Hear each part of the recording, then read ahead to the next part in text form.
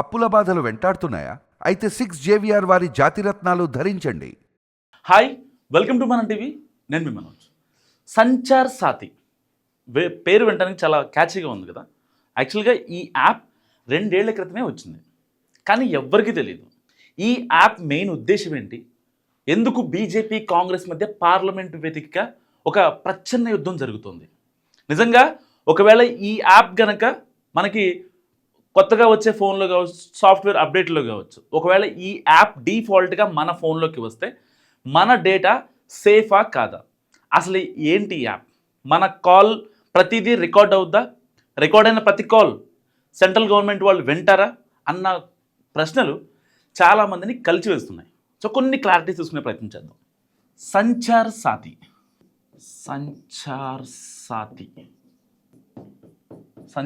App ఓకేనా. ఇప్పుడు BJP చెప్తుంది ఏంటంటే, బీజేపీ ఏం చెప్తుందంటే ఈ యాప్ని డిఫాల్ట్గా ఉంచాలని చెప్తుంది. ఎందుకు కొత్త ఫోన్లో కావచ్చు, లేకపోతే ఇప్పుడు మనం వాడుతున్న సాఫ్ట్వేర్ అప్డేట్ల పరంగా డిఫాల్ట్గా, అది ఆండ్రాయిడ్ అయినా ఐఓఎస్ అయినా ఓకేనా.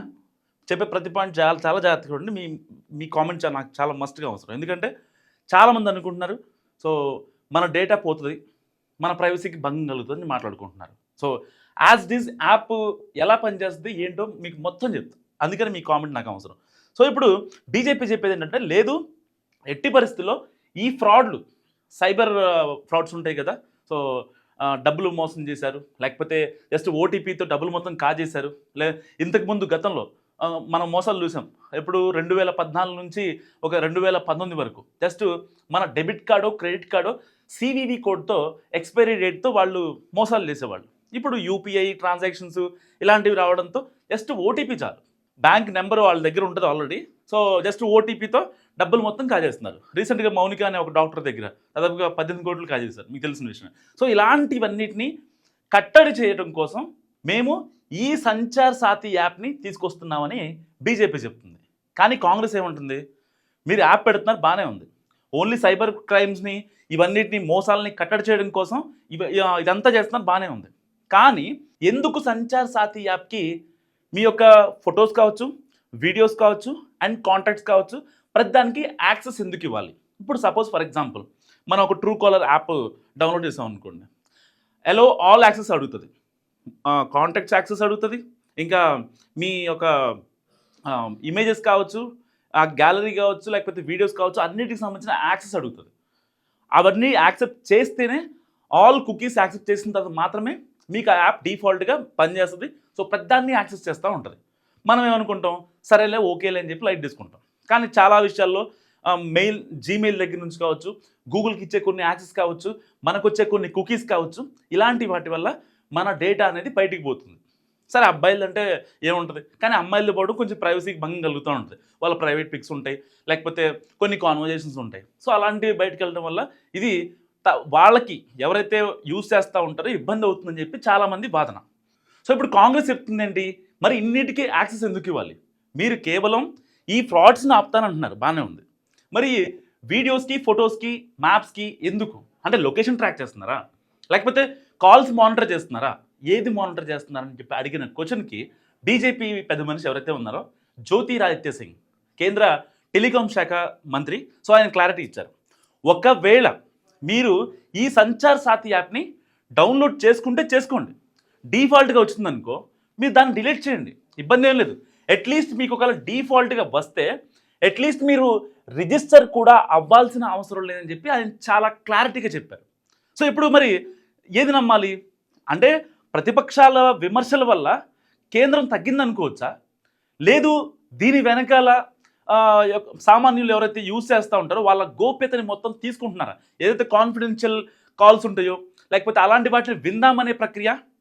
ఆబ్వియస్లీ ఎవరైనా సరే, ఇప్పుడు సపోజ్ ఫర్ ఎగ్జాంపుల్ ఎన్ఐఏ ఉంది, ఎన్ఐఏ ఎలాంటి కాల్స్ని ట్రేస్ చేస్తుంది, గ్రూప్ కాల్స్, మెర్జ్ అయ్యే కాల్స్ ఉంటాయి కదా, ఏదైనా వాట్సాప్ కావచ్చు, నార్మల్ కాల్స్ కావచ్చు, గ్రూప్ కాల్స్ ఒక 10 మంది లేకపోతే 5గురు ప్లస్ ఎవరైతే మాట్లాడుకుంటూ ఉంటారో అలాంటి కాల్స్ని ఎన్ఐఏ వాళ్ళు మెర్జ్ చేస్తారు.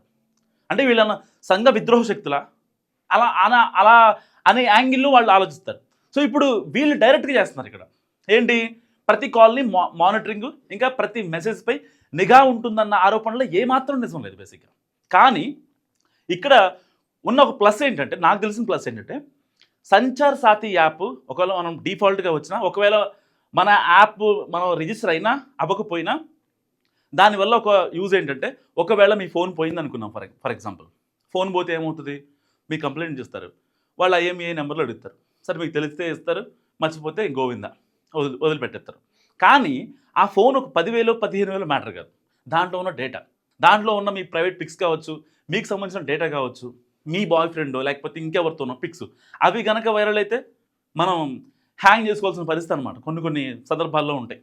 సో ఇలాంటి నేపథ్యంలో ఆ డేటాని ఏదైతే అది ఎవరికి షేర్ అవ్వకుండా చూడటానికి మాత్రం ఈ యాప్ పక్కా ఉపయోగపడుతుంది. ఎలా కూడా చెప్తా. సో వన్స్ యాప్ మీరు సాఫ్ట్వేర్ అప్డేట్ త్రూగాను, లేకపోతే డైరెక్ట్ ప్లే స్టోర్ నుంచి తీసుకోను, లేకపోతే వచ్చే డిఫాల్ట్ యాప్ని మీరు రిజిస్టర్ చేసుకున్న తర్వాత మీ IMEI నెంబరు అవన్నీ ట్రేస్ అవుతాయి.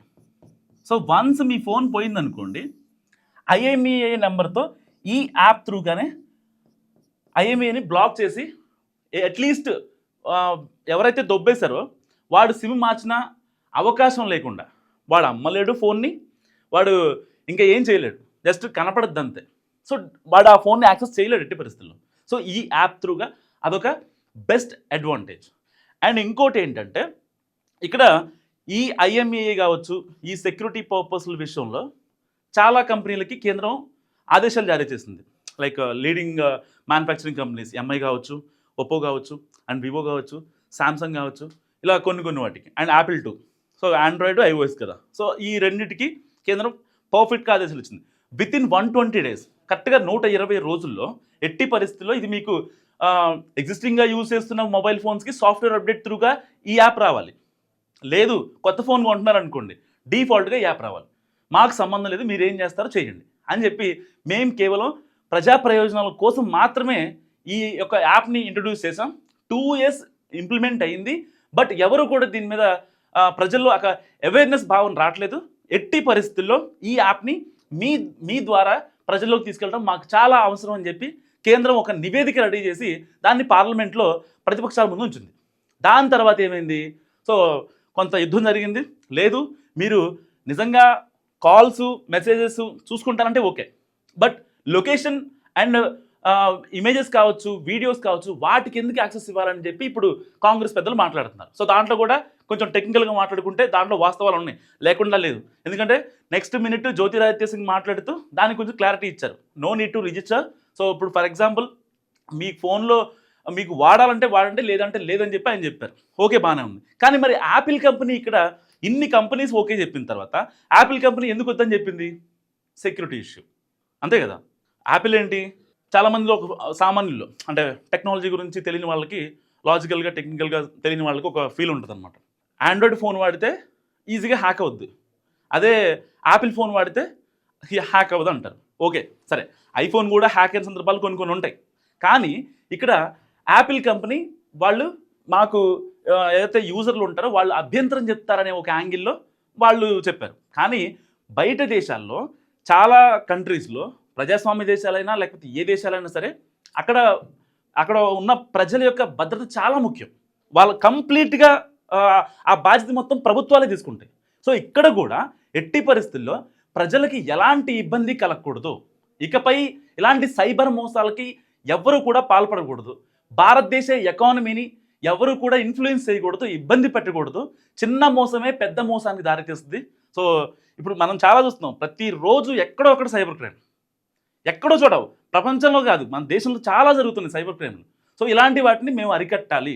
ఈ సంచార్ సాథీని మీరు డిఫాల్ట్గా రిజిస్టర్ అయితే దీనివల్ల చాలా అడ్వాంటేజెస్ ఉన్నాయనేది బీజేపీ చెప్తున్న పరిస్థితి. సో దీనిపైన పెమ్మ సార్ కూడా మాట్లాడారు. ఏంటి, లేదు ఒకవేళ మీరు ఈ యాప్ని డిలీట్ చేసుకుంటారంటే డిలీట్ చేసుకోండి, మీ ఇష్టం, ఇబ్బంది ఏం లేదు.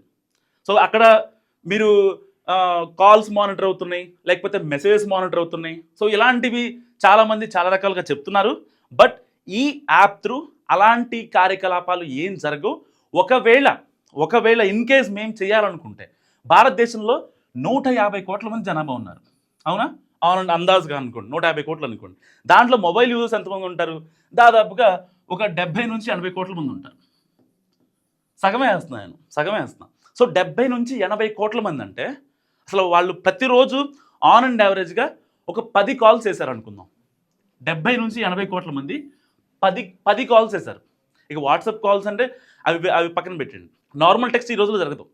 ఓన్లీ 70 నుంచి 80 కోట్ల మంది ప్రతిరోజుకి 10 కాల్స్ చేస్తే జస్ట్ ఇమాజిన్ ఎన్ని కాల్స్ అవుతాయో. సో అంత డేటాని క్లౌడ్లో భద్రపరచడానికి ఛాన్స్ లేదు. ఉంది, కానీ ఏదైతే సంచార్ సాతి నుంచి దీనికి పెట్టిన మిషన్ వేరు, దీనికి తీసుకొచ్చిన ఆ బైలాస్ వేరు, ప్రతిదీ కంప్లీట్గా డిఫరెంట్. ఇలాంటి నేపథ్యంలో పెద్ద డేటా స్టోరేజ్ని పెట్టి ఈ డేటాని మొత్తం సేకరించి ఆ డేటా దాంట్లో స్టోర్ చేసి కావాల్సినప్పుడు తీయాలంటే దానికోసం ఒక పెద్ద వ్యవస్థ అవసరం. Amazon data centre, Google data centre మనం చూస్తూ ఉంటాం కదా, ఐడియా ఉంటుంది కదా. పెద్ద గోడౌన్ ఉంటుంది, పెద్ద చిప్లు, మైక్రో కండక్టర్స్, సెమీ కండక్టర్స్, చాలా పెద్ద ఒక డేటా సెంటర్ ఉంటుంది. అంత డేటా సెంటర్ అవసరం. దానికి మళ్ళీ కొన్ని కోట్లు కావాలి, లక్షలు కాదు, కొన్ని కోట్లు కావాలి. అలాంటి వ్యవస్థని ఉంచాలన్నమాట. ఒకవేళ కనుక వీళ్ళు డేటా ట్యాంపర్ చేస్తే, లేకపోతే మన కాల్స్ని ప్రతిదాన్ని రికార్డింగ్ కనుక ఉంచుకోవాలనుకుంటే. కానీ ఇక్కడ అంత లాజికల్గా టెక్నికల్గా ఏం జరగట్లేదు.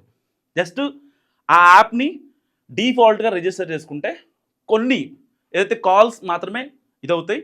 సో ఆ యొక్క డేటాని మేము తీసుకోవాలన్నా, యాక్సెస్ చేయాలన్నా ఇట్ వోంట్ పాసిబుల్ అని ఇటు సైబర్ నిపుణులు కూడా చెప్తున్న పరిస్థితి. సో మీరేమనుకుంటున్నారు, అసలు ఈ యాప్ కరెక్టా కాదా? సంచార్ సాతి పేరు చాలా క్యాచీగా ఉంది, 2 ఏళ్ల నుంచి అమల్లో ఉంది, కానీ ఎవరికి తెలియదు. సో దీనివల్ల మేజర్ అడ్వాంటేజ్ కూడా మీకు చెప్పా. ఎట్టి పరిస్థితుల్లో ఐఎంఈ నెంబర్ ద్వారా ట్రేస్ చేసి మనం సరదాగా ఫోన్ పట్టుకోవచ్చు. ఇప్పటిదాకా ఫోన్ పోయిన సందర్భాలు చాలా ఉంటాయి. అక్కడ ఎక్కడ కూడా ఫోన్ దొరికిన దాఖలాలు ఉండవు. సరే ఫోన్ పోయింది అనుకున్నా సరే ఫోన్లో డేటా పోద్ది, మన కాన్ఫిడెన్షియల్ డేటా పోద్ది. కానీ ఈ యాప్ త్రూగా ఆ డేటాని మనం ఈజీగా భద్రంగా ఉంచవచ్చు ఎట్టి పరిస్థితుల్లో. దాంట్లో అసలు పెద్ద రాకెట్ సైన్స్ ఏం లేదు దీంట్లో. జస్ట్ ఆ యాప్ మనం యూజ్ చేస్తే, ఆ యాప్లో కనుక మనం ఐఎంఈ నెంబర్ ఇస్తే ఈజీగా ట్రేస్ చేయొచ్చు ఈ యాప్ త్రూ. అండ్ ఒకవేళ మన డేటా వేరే వాళ్ళు దొంగలిస్తారనో, లేకపోతే వేరే దేశం వాళ్ళు యాక్సెస్ చేస్తారో, ఎవరు దొరుకుద్దో, ఇవన్నీ బాధల బందీలు ఉండవు. చాలా సింపుల్ అనమాట. సో దీనిపై ఇప్పటికే చాలామంది బీజేపీ వాళ్ళు క్లారిటీ ఇస్తున్నారు. ఎవరైతే ఈ టెలికాం శాఖకు సంబంధించిన వాళ్ళు కావచ్చు, పెద్ద రప్చర్ అవుతుంది కదా. సో ఎట్టి పరిస్థితుల్లో డిఫాల్ట్గా వచ్చినా మీకు కావాలంటే యూజ్ చేసుకోండి, రిజిస్టర్ అవ్వండి, లేదంటే డిలీట్ చేసేయండి అని చాలా సున్నితంగా చెప్తున్నారు. మస్ట్గా మీరేమనుకుంటున్నారు ఈ యాప్ గురించి? ఫర్దర్గా దీంట్లో బగ్స్ కావచ్చు, ఆల్రెడీ యూజ్ చేసిన వాళ్ళు ఉంటారు కదా, దీంట్లో ఆ బగ్స్ రిపోర్ట్ చేసి ఉంటారు. సో మస్ట్గా కామెంట్ చేయండి, మీరేమనుకుంటున్నారు. చూస్తూనే ఉండండి మనం టీవీ.